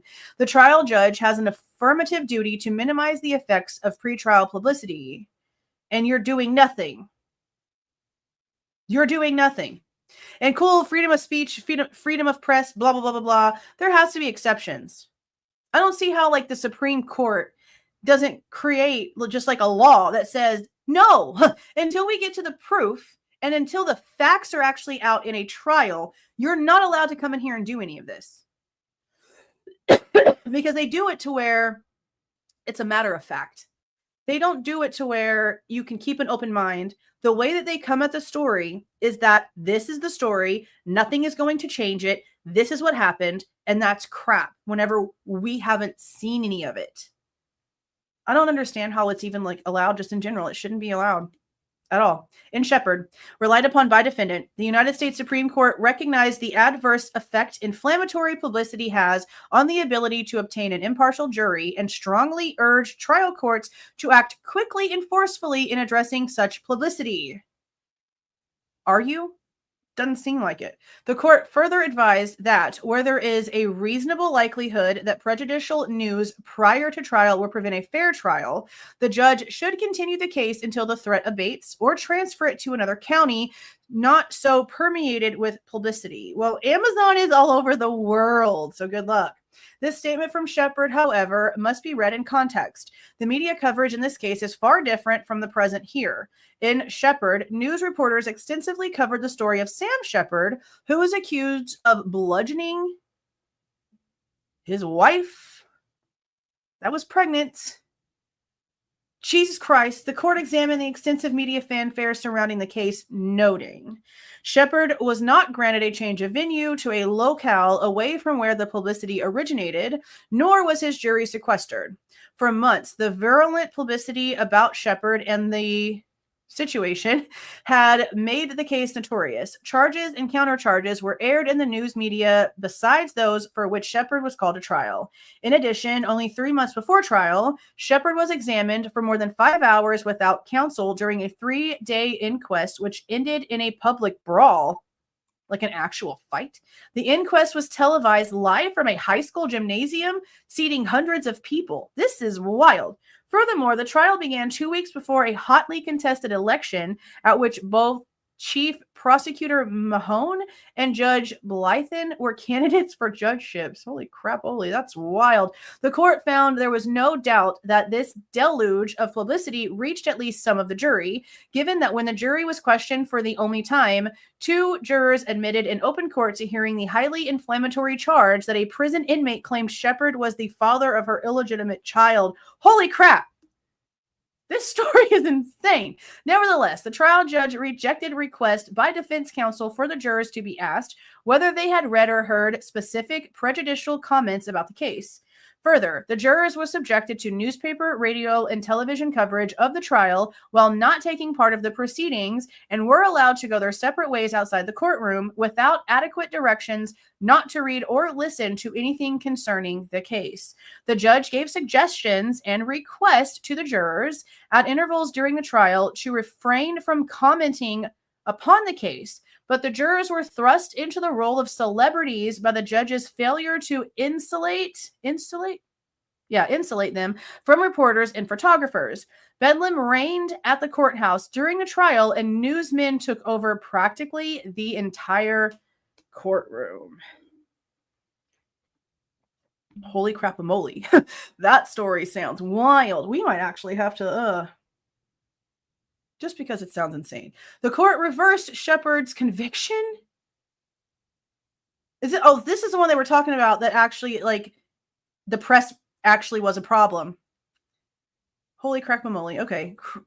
Crucially, the court stated that although the pretrial publicity alone was not sufficient to warrant relief, when combined with the carnival atmosphere the press created at trial and the judge's inability or lack of desire to control courtroom proceedings. Is he going to use this for the reason why he's a complete a-hole? This judge didn't do his job, so I'm going to do mine. Is that what's happening here? Shepard's right to a fair trial was denied.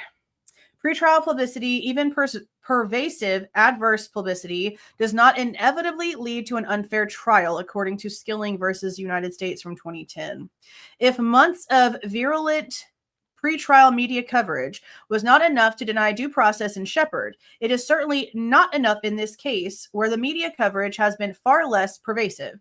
In addition, this court is employing the measures recommended in Shepard to protect the defendant from prejudicial pretrial publicity, to wit, limiting the number of reporters in the courtroom during the trial. That is not doing a damn thing. You're letting all this stuff happen ahead of time. That's not going to matter. You know why? Because it's going to be live streamed. They have not said a single damn word, about closing this. So it really doesn't matter how many reporters are in the courtroom. We are all going to be able to see what's being talked about unless they decide to shut it off. So besides, like, Brian Inton tweeting about the way Brian's sitting in his chair, I mean, I don't really see what it's honestly going to do, but whatever. Okay. Insulating prospective witnesses from interviews with the media about their prospective testimony, and making an effort to control the release of leads, information, and gossip to the press by police officers, witnesses, and the counsel for both sides, to avoid the disclosure of inaccurate and or inadmissible information to the public. Well, you're not doing a good job. Ultimately, whether defendant can receive a fair trial depends on whether a fair and impartial jury can be seated. As the United States Supreme Court has said, to hold that the mere existence of any preconceived notion as to the guilt or innocence of an accused without more is sufficient to rebut the presumption of a prospective juror's impartiality would be to establish... Hello, Boomy. To establish an impossible standard. It is sufficient if the juror can lay aside his impression or opinion and render a verdict based on the evidence presented in the court. Irwin versus Dowd from 1961. And Lilly. Okay, they are both in here. Accordingly, the Idaho Supreme Court has long recognized that trial courts can successfully select an impartial jury despite widespread publicity. Not in Idaho. There's just no way. I don't see how. I don't see how this is going to be possible. State versus Windsor from 1985.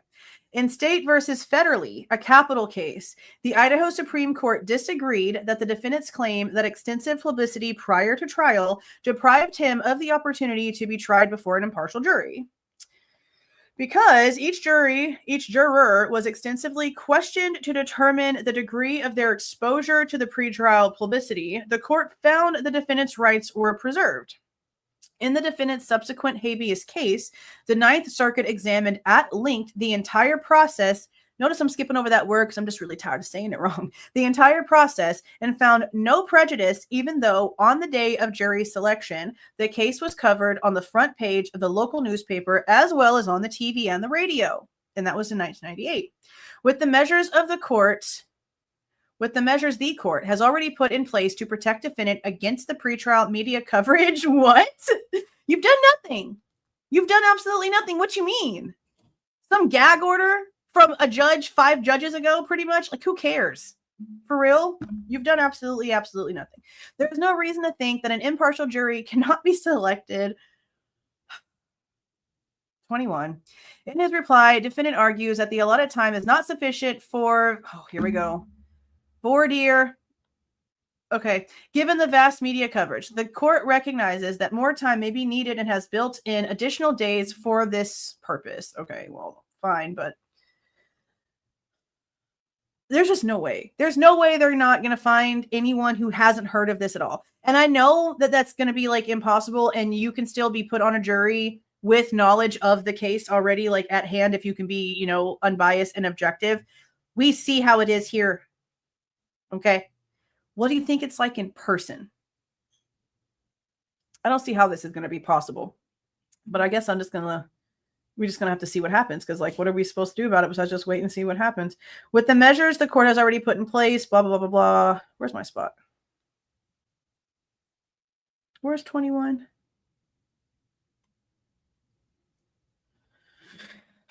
Control F, 21. Is it going to show me? Everything just went blankety blank, blank, blank. That's not it either. That's not it either. Well, I'll find it.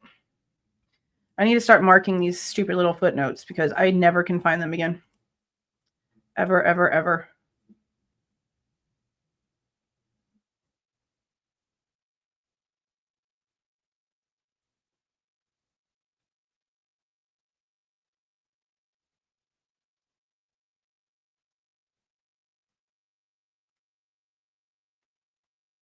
I really cannot see this stupid little baby 21, which is wild because it's like one of my like numbers, and I can't see it anywhere on here. I'm like actually blind.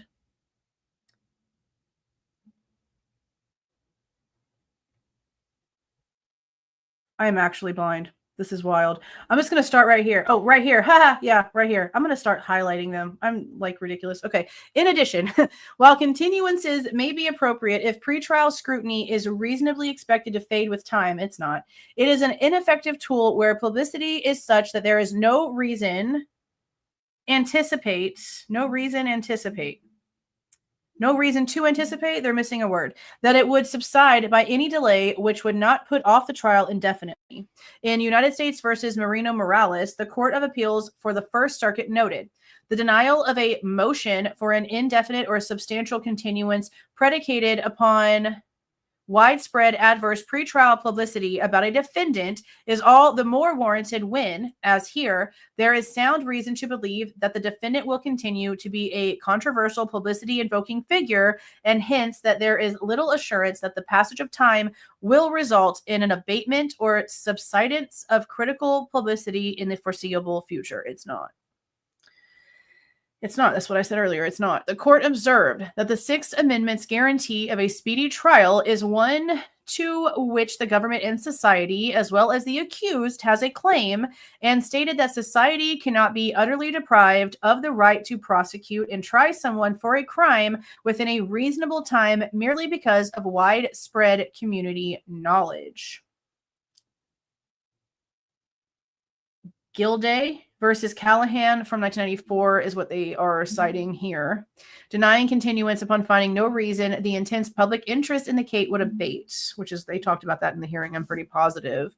Concluding, this is United States versus Dennis from 1950. Concluding that where pretrial publicity and heated public opinion was ongoing, there was no reasonable hope that it would fade with a continuance, which I agree with. 22. In fact, long ago, the Idaho Supreme Court recognized that the existence of popular excitement and prejudice against the defendant is not ground for a postponement of trial in a criminal case, but may be grounds for change of venue. Well, we've already done that. Yeah, as he just said, they've already moved it. Okay.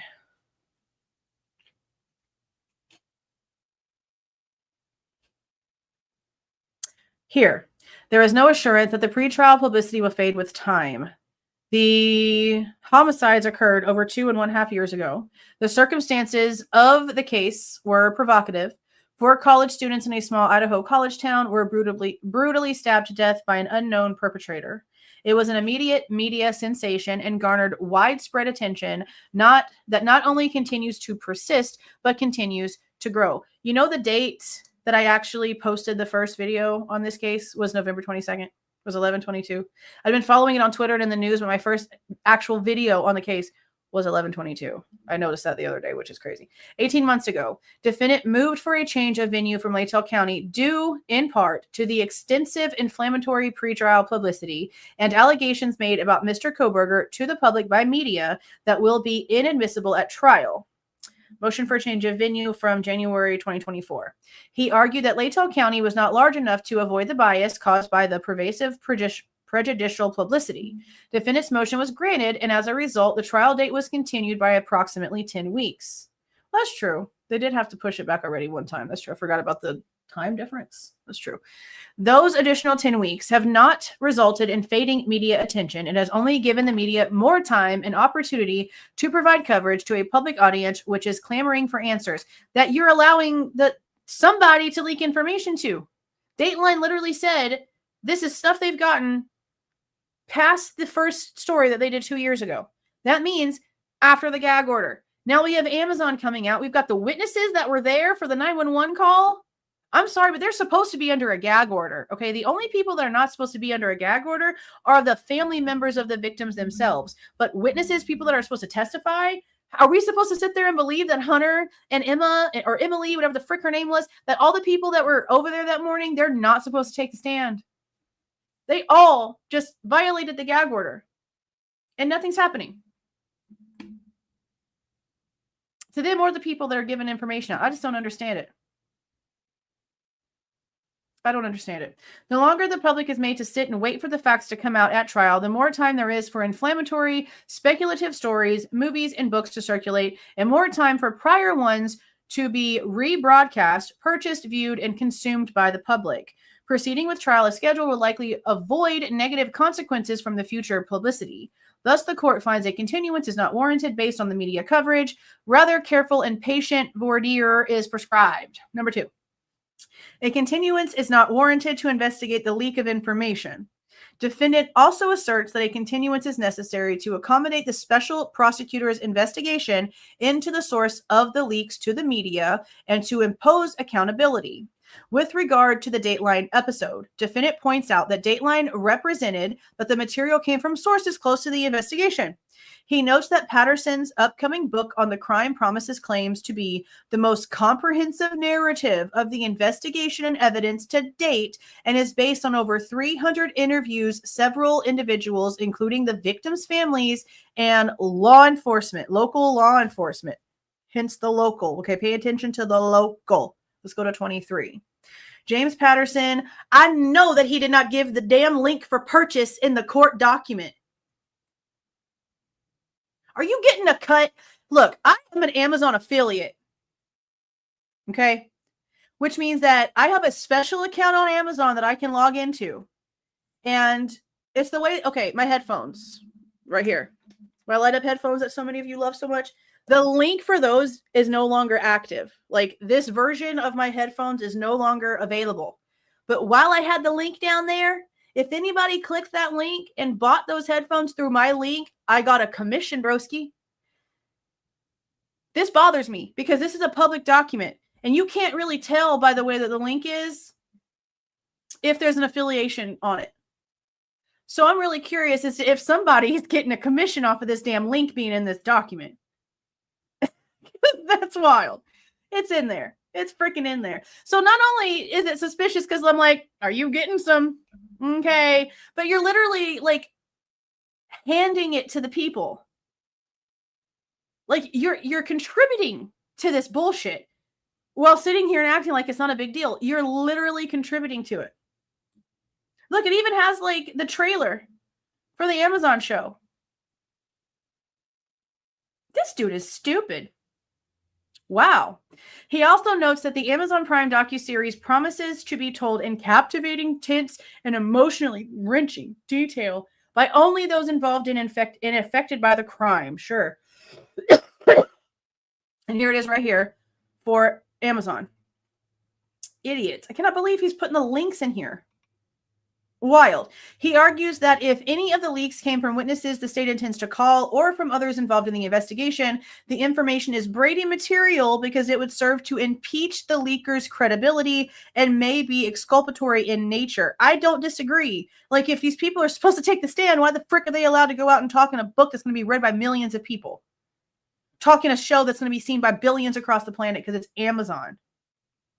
Like, there's probably going to be watch parties for the Amazon show. I mean, I know I'm going to react to it to see what lies are being told versus the facts we have at this point in time, because anything could change come trial. But this is insane. Not only is he not going to do shit about it, but he's contributing to it and making it easily accessible. Number 25. Pursuant to Brady versus Maryland, a prosecutor has a constitutional duty to disclose favorable evidence to the accused where such evidence is material, either to guilt or to punishment.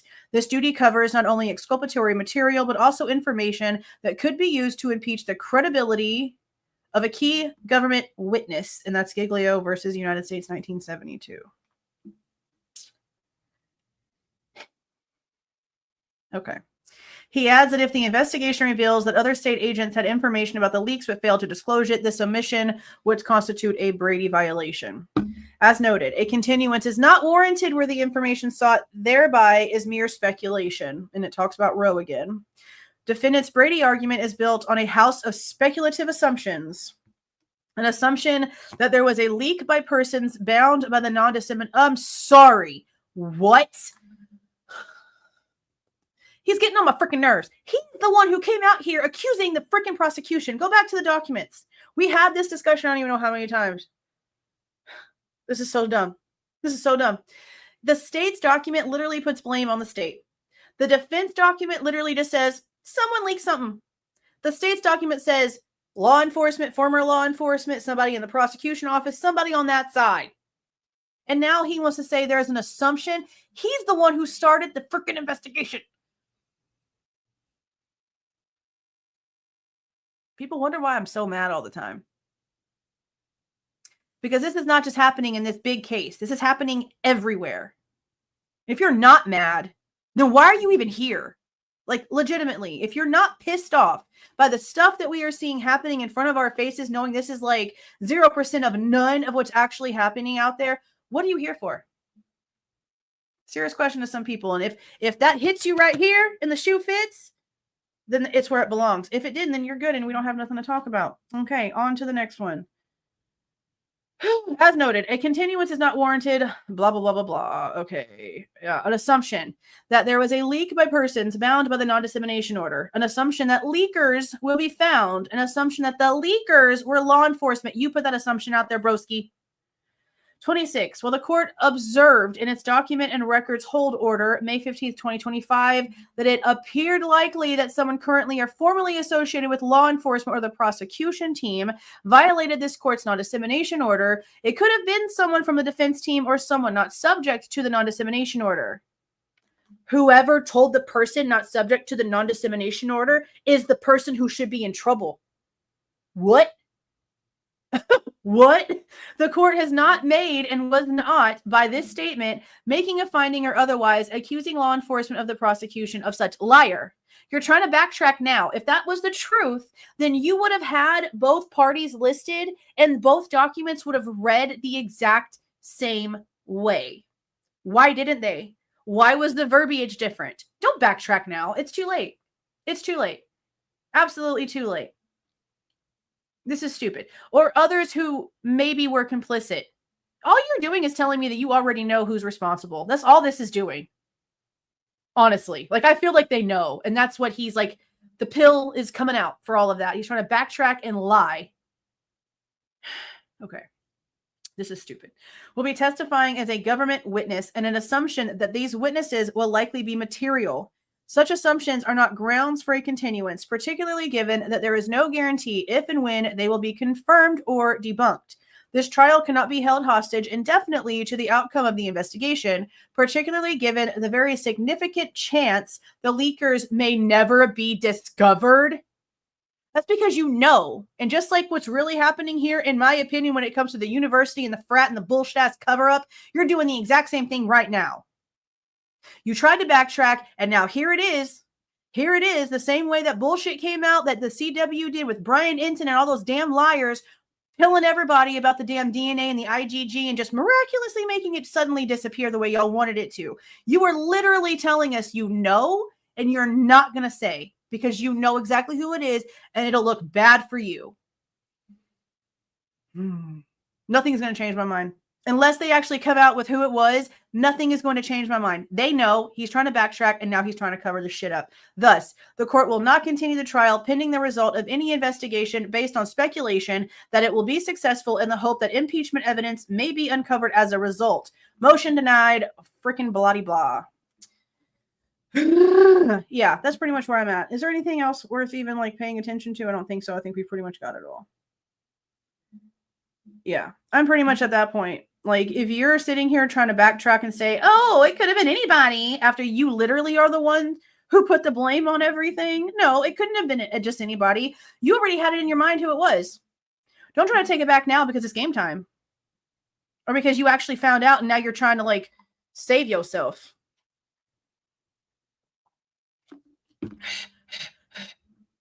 Oh, you missed me pissed off. You might want to go back about 5 minutes. This is dumb. Yeah, unless they actually come out with who it was, I'm just going to be under the assumption that they know exactly who it was, and it makes them look horrible, and it could literally cause this case to be freaking actually dismissed. So therefore, they're going to do everything they can to that part. Yeah. Like, I'm angry. Oh, yeah, they have to know, bro. They have to know. There's no way they don't know. Holy shiitakes. I can't believe the crap that they try to put in our faces like this. Like, we're so stupid. Unbelievable. They try to act like we are dumb. I just don't understand it.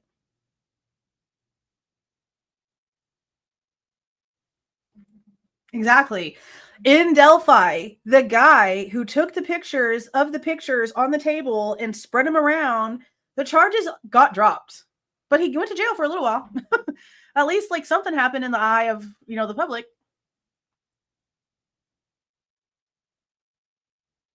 This is so insane.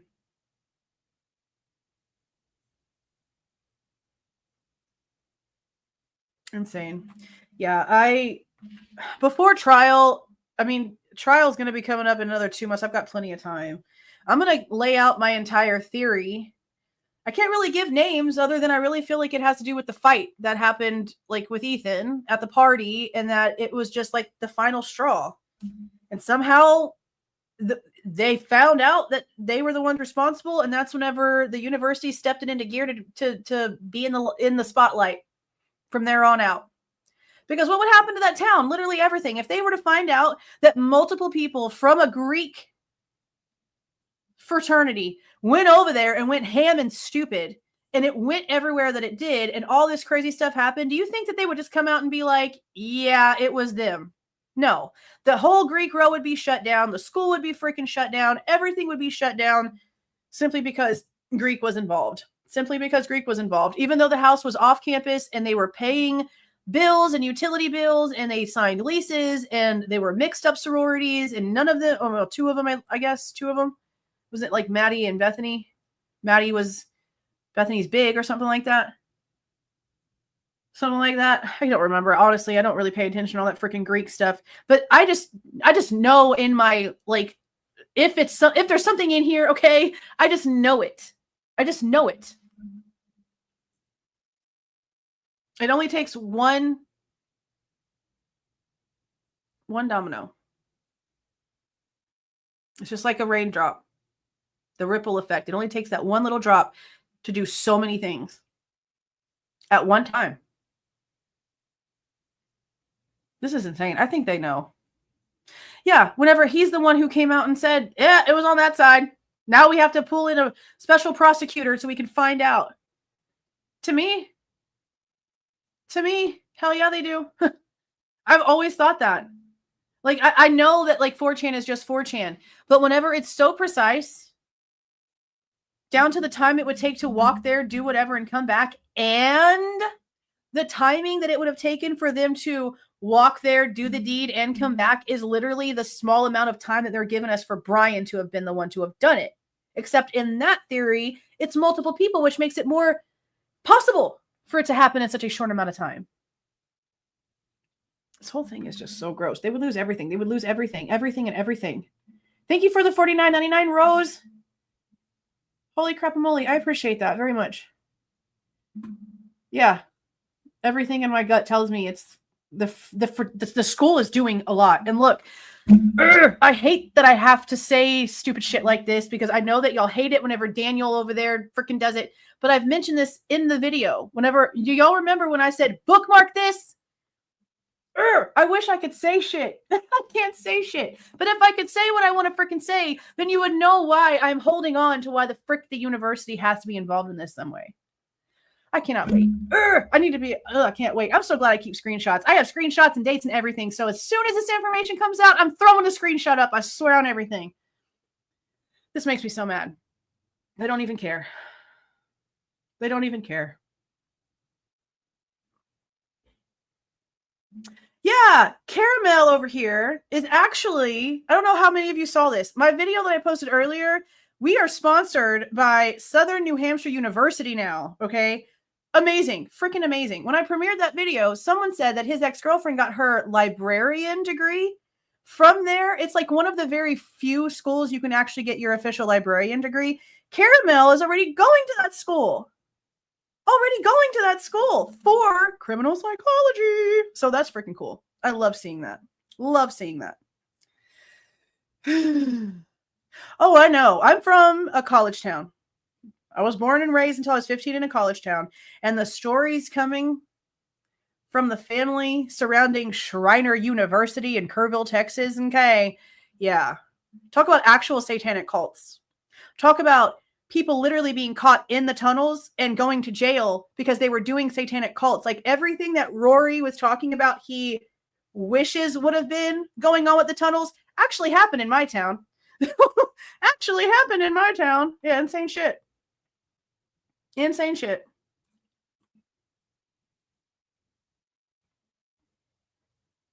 No, I'll go check the comments though.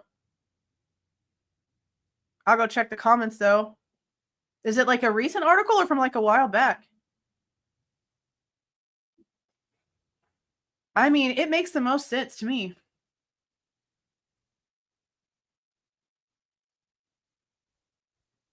It just is so ridiculous. So ridiculous. Okay. 2 hours is not bad for long, important documents. What I'll end up doing at some point this weekend is clipping out just where I'm reading the document, no commentary, just me reading the document. Honestly, probably won't show my face on it. Maybe I'll do it to where you can see the document itself and it's just like my vocals on it. Because on that Idaho archive channel that I created and haven't literally done anything on, I kind of do want to do that. I want to go back into like all of the videos where we've gone over the documents and just take out just the document itself. No commentary, no opinions, just the straight up text being read like an audiobook for the documents. So that's probably something I'll work on eventually whenever I have more time. I feel like it's better for people to take in the information that way, or at least give them the option to do it that way without my opinion or like the channel's opinion on anything. Just straight read the docs. But I'm going to go ahead and get off of here. I still have time to watch some Grey's Anatomy. I am almost caught up. I'm in the middle of season 19. I know they just had the 21st season, so I'm excited to finally get up there. So let me say all my thank yous. Thank you for the gifted memberships. Tefilla, I still feel like you changed your name. I'm going to figure it out too. Thank you for the $2 shenanigans. Thank you for the gifted membership, K9 Captain Jules. Thank you for the $2 phonetics. Thank you for the 5 gifted memberships, Michelle. Thank you for the $4.99. I've got something to say. Thank you for the other $2, Jules. Thank you for the 10 memberships. Thank you for joining JLL. Oh, I've got something to say. Thank you for the 10 memberships. Thank you for joining JLL and Malison and April. Don't forget that this Monday coming up, the 30th, is our members only live. I'll put something up ahead of time and you guys can sort of just tell me what y'all want to talk about. That's normally how we do it. It's like, I try to talk about whatever you guys want to talk about. It's open discussion. Thank you again for the $1.99. I've got something to say. And thank you so much for the $49.99 Rose Shields. That's amazing. Thank you so much. Thank you guys for being in here.